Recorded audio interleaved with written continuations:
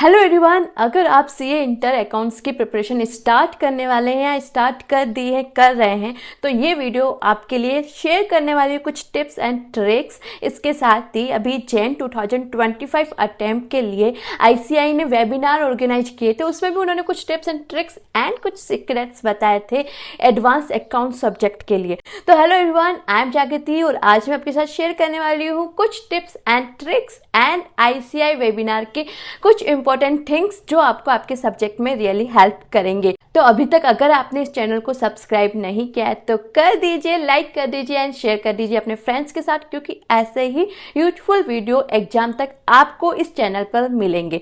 तो स्टार्ट करते हैं नंबर 1 टिप से, जो आपको वेबिनार में भी कहा गया कि जब भी आप एडवांस अकाउंट की प्रिपरेशन स्टार्ट कर रहे हो ना, तो सबसे पहले जो चीज़ आपको देखनी है ना वो है शेड्यूल 3 के फॉर्मेट। क्योंकि देखो हम क्या करते हैं, स्पेशली मैं तो यही क्या करती थी, जो फॉर्मेट्स वगैरह चलो लास्ट में देखेंगे, और इस चक्कर में जितने भी फॉर्मेट्स वाले क्वेश्चंस थे मैं उनको अच्छे से देख ही नहीं पाती थी और फॉर्मेट्स मुझे इतने अच्छे तरीके से याद नहीं रहते थे, और जब मैं एग्जाम में फॉर्मेट बनाने लगती थी ना तो कहीं ना कहीं कन्फ्यूजन होता था। तो आईसीएआई के वेबिनार में ये बात कही गई कि स्टूडेंट्स पहले ना स्टार्ट या स्टडी उस फॉर्मेट को देख के ही करें, ताकि जैसे जैसे वो क्वेश्चंस करते जाएंगे उन फॉर्मेट्स को बार बार देखेंगे और उन्हें वो फॉर्मेट अच्छे से माइंड में याद रहेंगे।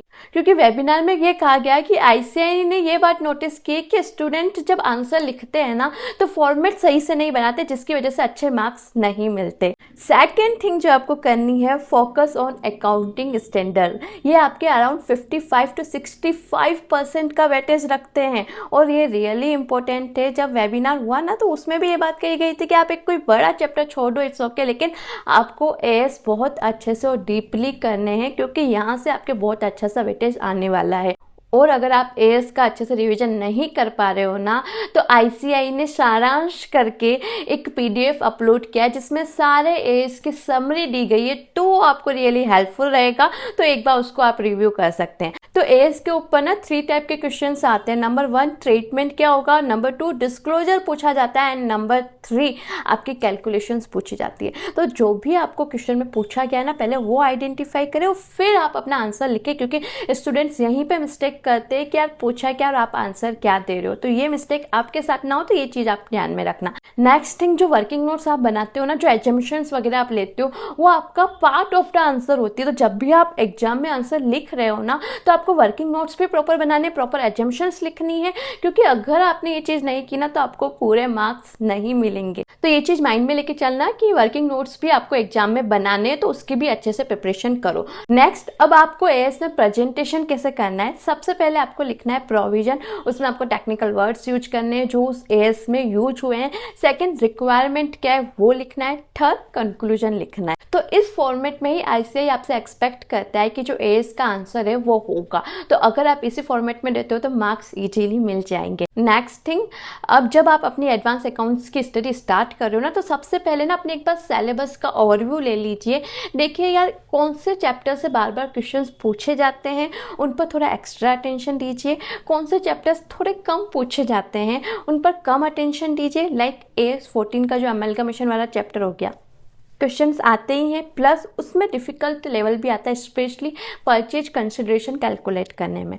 तो ऐसी चीज़ें जो डिफ़िकल्ट भी है प्लस पूछी भी जाती है बार बार, उन पर आपको थोड़ा सा एक्स्ट्रा अटेंशन देना है और ट्राई करना है कि जो इंपॉर्टेंट चैप्टर्स है ना वो आप अपने रिविजन में पहले कंप्लीट कर लो, और जो कम इंपॉर्टेंट चैप्टर्स हैं उनको लास्ट में करो। क्योंकि जब हम अपना रिविजन स्टार्ट करते हैं ना, तो स्टार्टिंग में अच्छी एनर्जी होती है, तो हम ज़्यादा फोकस से चीज़ें कंप्लीट करते हैं। एंड लास्ट में क्या होता है ना, हम कोर्स कंप्लीट करने पे ज़्यादा फोकस करते हैं, तो जल्दी जल्दी चीज़ें कंप्लीट करने का ट्राई करते हैं।